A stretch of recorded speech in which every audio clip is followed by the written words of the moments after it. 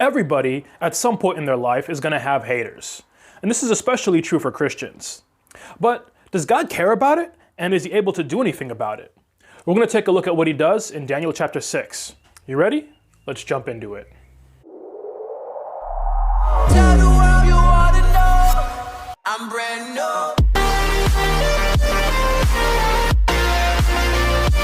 Brand new. I'm brand new. This week is going to be our last study in the book of Daniel, and we're going to be finishing it with one of the stories that most people think about when they hear of Daniel in the Bible. And this is the time when Daniel was thrown into the lion's den. You see, Daniel, he had some haters. He had people that wanted him killed. Now, what does God think when he knows that people are after us? Does God care when we get persecuted? And so we're going to see how God responded in Daniel's situation. I'm going to play a video clip. It's going to be a little bit long, but try to stick through it. And at the end, I'll meet you there and we'll touch base. Darius planned to set me over the whole kingdom. Which would cause great envy among the others. Yes, O king. So they called a meeting in secret to plan for my destruction.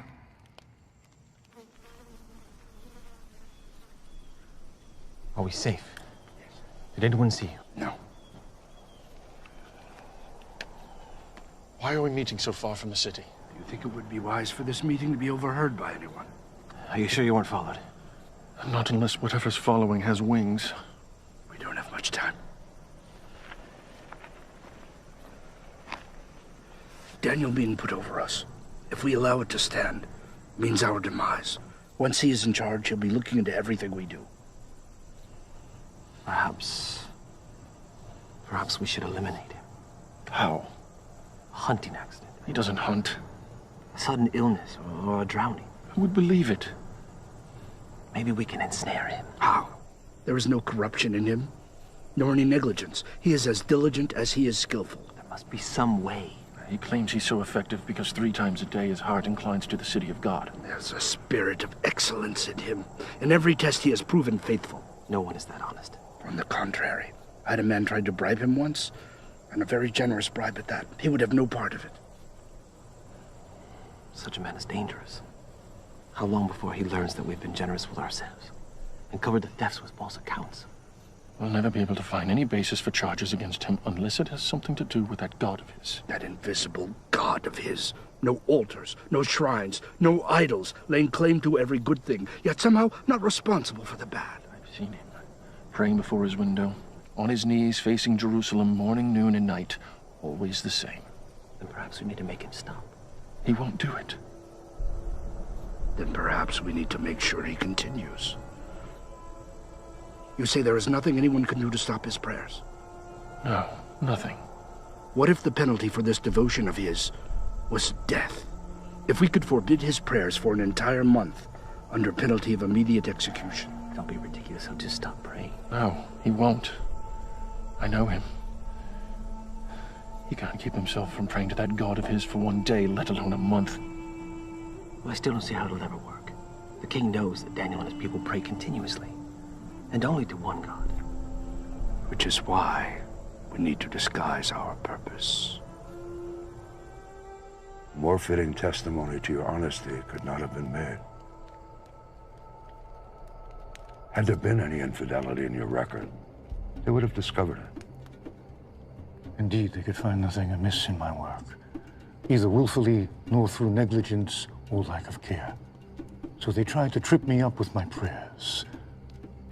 But since worship of the Most High was not prohibited by the laws of the realm, they had to conceal their purpose,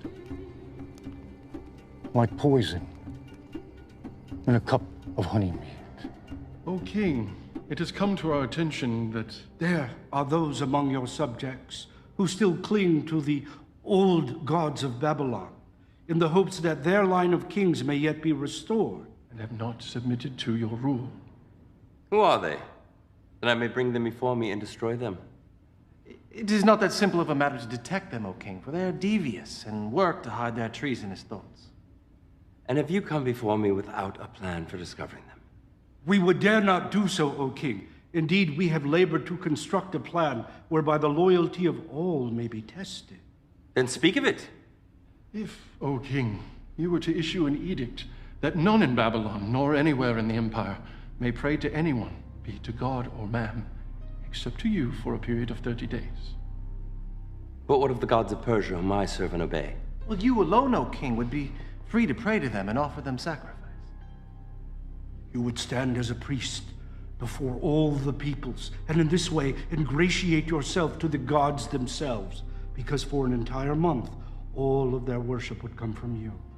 Thus, their worship will continue through you, and the old gods of Babylon will be starved for worship, lessening their power.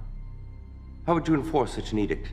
No one would be allowed to go before any altar or shrine for the entire period, except for you. And anyone found violating the decree would be thrown into the lion's den before sundown on the very day of the offense. In this way, their treason would be discovered and eliminated in a single stroke. I approve your plan. I, Darius, command it be made so. In anticipation of your approval, O king, we have taken the liberty of drafting the edict and bringing it along. Well done. Bring it here that I may fix my seal.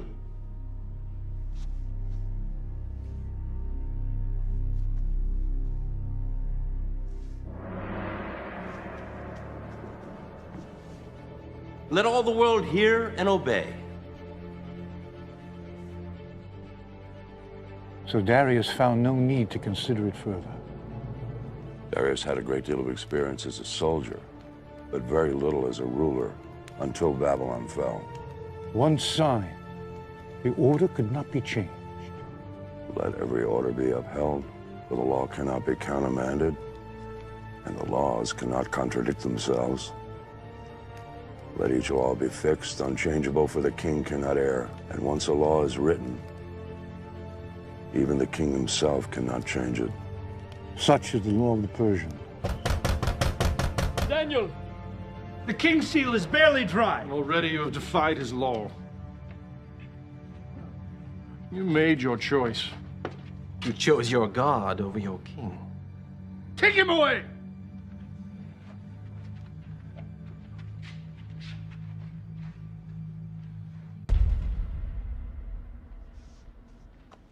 O king, it is my sad duty to inform you that someone has already defied your decree. Bring him to me. Bring forth the prisoner!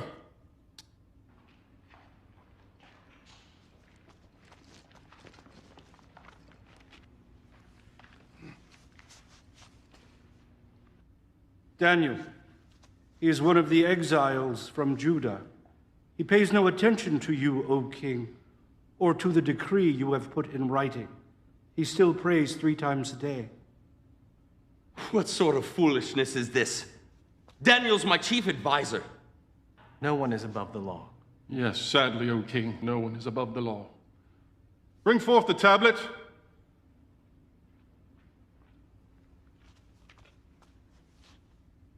Is this not the edict from the king, signed with your own seal? Let it be known that for the next 30 days, anyone who prays to any god or man other than Darius the king shall be thrown into the lion's den on the same day the offense is discovered. By my hand and seal, Darius the king, ruler of the Medes and Persians.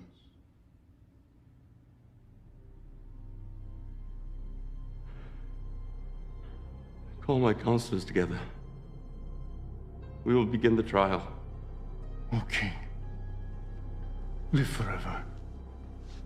There is no need of a trial. I am guilty. Knowing the king's command, I have disobeyed it. The commands of the king are immutable, and once uttered, cannot be changed. I shall command my wise men to make every effort to search out some reason that the law may be found unenforceable.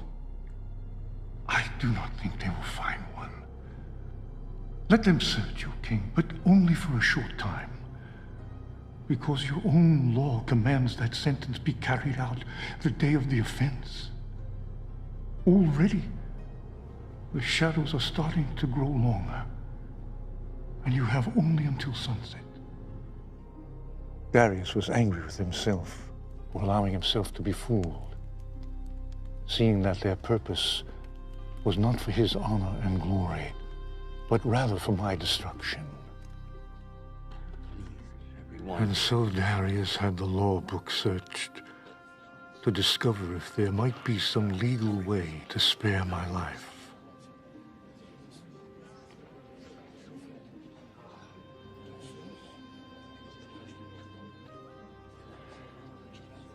It is as I expected. Why didn't I consult you before passing that accursed law? Now I'm forced to abide by my own decree. A king who will not enforce his own laws cannot be a king. Your enemies know this and use it to their advantage. Do not grieve, O king. The Most High does not want you to deliver me.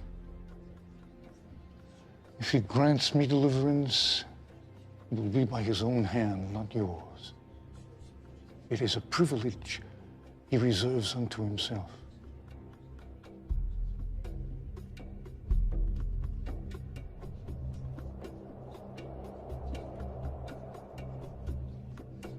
And now it is time, O king.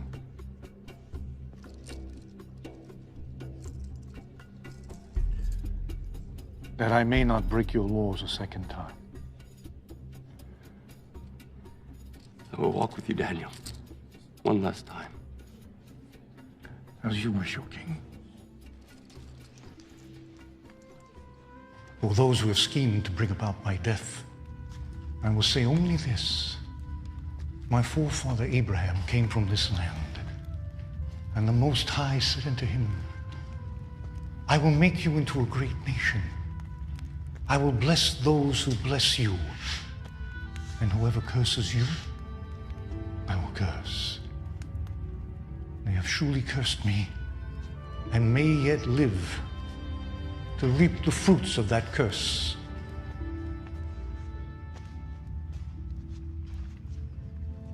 A cup of wine from the king's own hand. I cannot drink it, O king.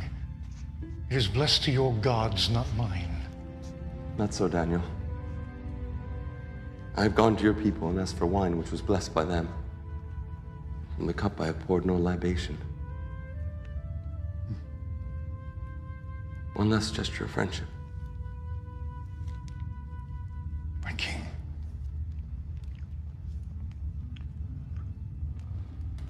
Goodbye, my friend.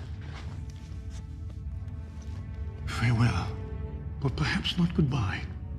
We have yet to see what the dawn will bring.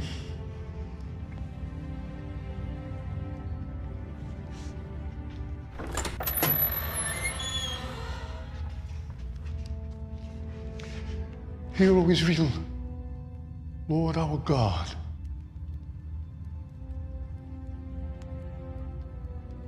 The Lord is one.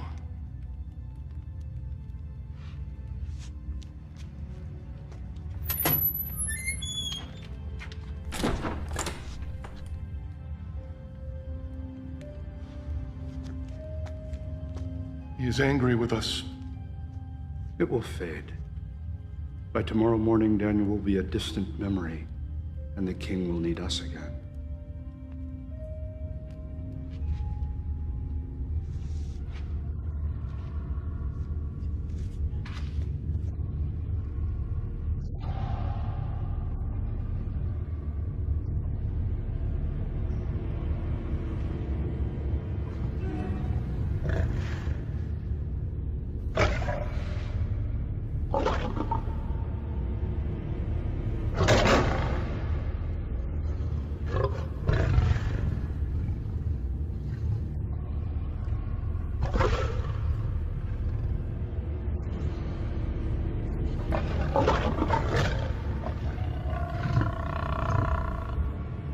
Have mercy on me, O God.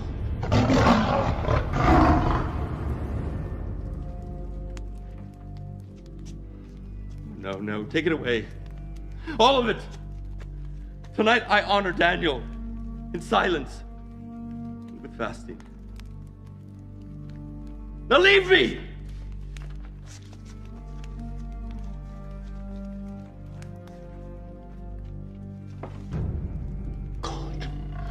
Have mercy on me.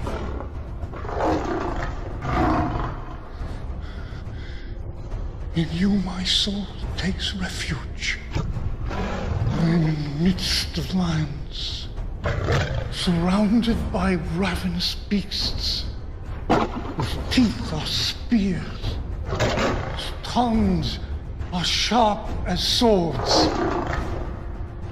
I call upon your name, O Lord. From the depths of the pit, hear my plea. Come near, you say, do not fear.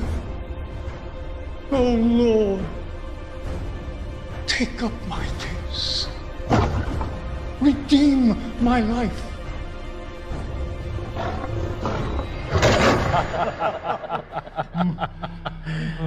A divine plan, my friend. A toast to the lions who show no partiality to a Hebrew over any other man.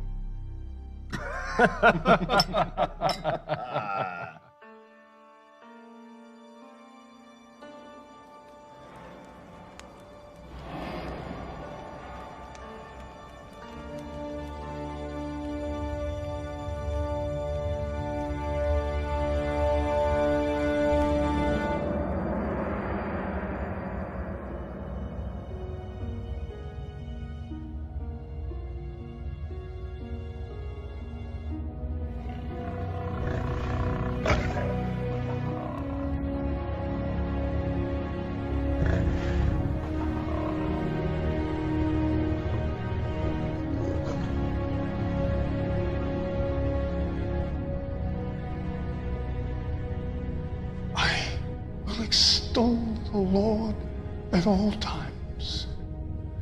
His praise be ever on my lips. But those who seek the Lord will lack for no good thing. A righteous man may have many troubles,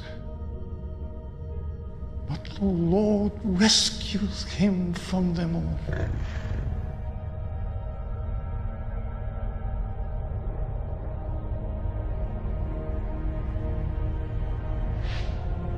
You have rescued me from the mouth of lions, and I will declare your name to my brothers in the congregation.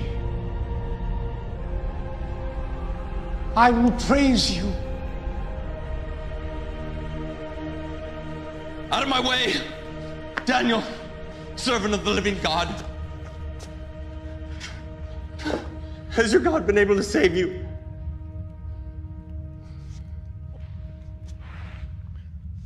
O King, live forever. My God has sent his angel, and he shut the mouth of the lions. They have not hurt me, because I was found innocent in his sight. Come forth.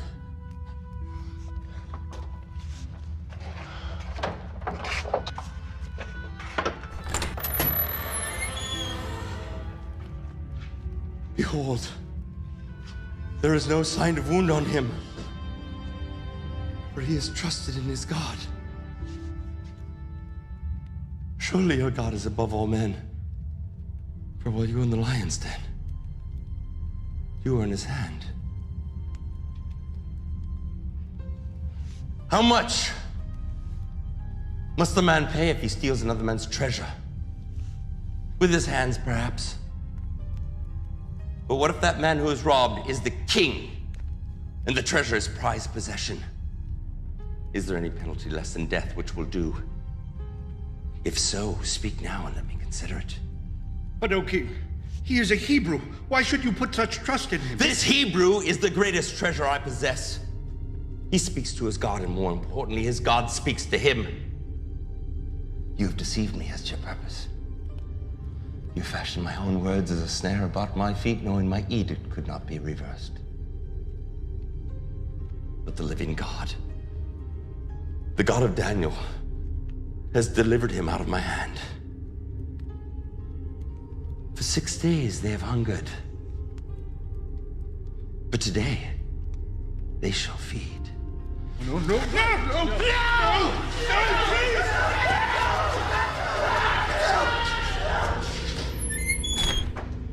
Please, please, my king, please. You fools, did you not think I would punish you? no, my king.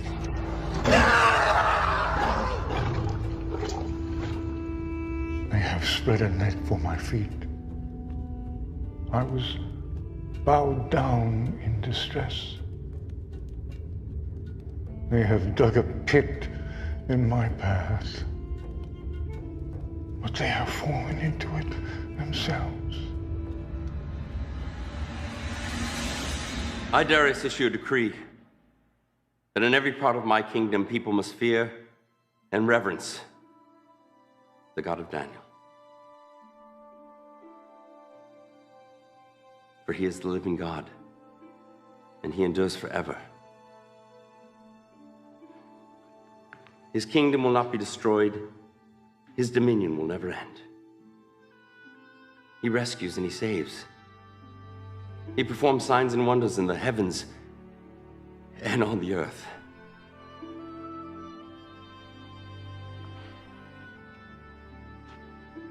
He has rescued Daniel from the power of the lions.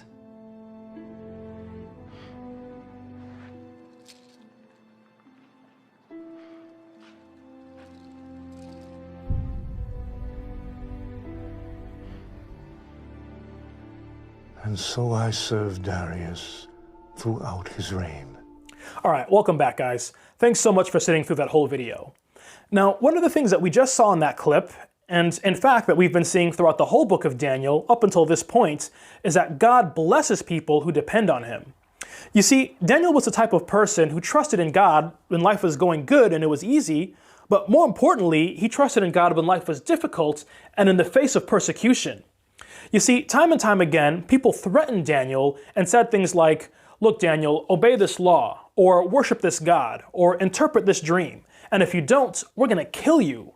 And how did Daniel respond to that kind of pressure? Did he cave in? No. Actually, Daniel clung to God even harder, and he continued to worship him and trust him even more. And God delivered Daniel from those situations. You see, the God of the Bible is someone who loves us more than we could ever imagine. And the right way to respond to that sort of love isn't to betray him when we get a little bit of pressure to do something wrong. Instead, the right response is to run to him and trust him even more, because God has our best interests in mind. Now, I understand we might not all have the same situation as Daniel, where if we don't do what someone says, they're going to throw us into a den of lions. But our situation is similar to Daniel in that we might get haters or people who claim to be our friends that pressure us to do something against our faith. And it's those situations where I would encourage you guys to cling to God and pray for him to deliver you from that situation and perhaps even to transform the hearts of people who are putting that type of persecution on you. Now, obviously, the way that God handles each situation is going to be different. There might be one case where someone's being persecuted and God decides to do a miracle to bring that person out of the situation. While there might be another case where someone is being persecuted and God decides not to bring that person out of that situation. And the reason for that is that God has different purposes for each of us, and we're also all in different stages of life. You see, maybe in the first case, God does a miracle so that his name is known and his glory can be seen so that people turn to him and worship him. While maybe in the other person's case, God wants them to go through that process so that they learn something new about God. You see, God is testing us, and oftentimes God can use persecution or different pressures that people put on us to see if we'll choose him or something else. A lot of times we have people that come into our lives and God wants us to be persecuted so that we can learn how to weed out people who are encouraging us to do something immoral and to choose him instead. My message to you guys, and what we get out of this part of the book of Daniel, is to trust in God in all circumstances. Depend on him, whether we're being persecuted or not. And part of the reason we can do that is because we know that God is in control of all things, and He has our best interests in mind. Now, I'm expecting there to be more questions you guys are going to have, and we're going to be covering this in even more depth during the Zoom meeting this week. So I would encourage you guys, message us, try us on our Instagram account and ask for the link if you haven't got it. And if you're not able to make it, feel free to drop a comment in the box down below, and we'll get back to your questions there. So with that said, that brings us to the end of our Book of Daniel series. I would encourage you guys to continue to engage with our page. We'll be uploading more content in the future. So if you haven't already, drop us a like, subscribe to our channel, and click the bell so that you get notified when our next video comes out. So I want to thank you guys for sticking with us. Thanks so much for watching this video, and I will catch you all in the next one. Tell the world you ought to know I'm brand new.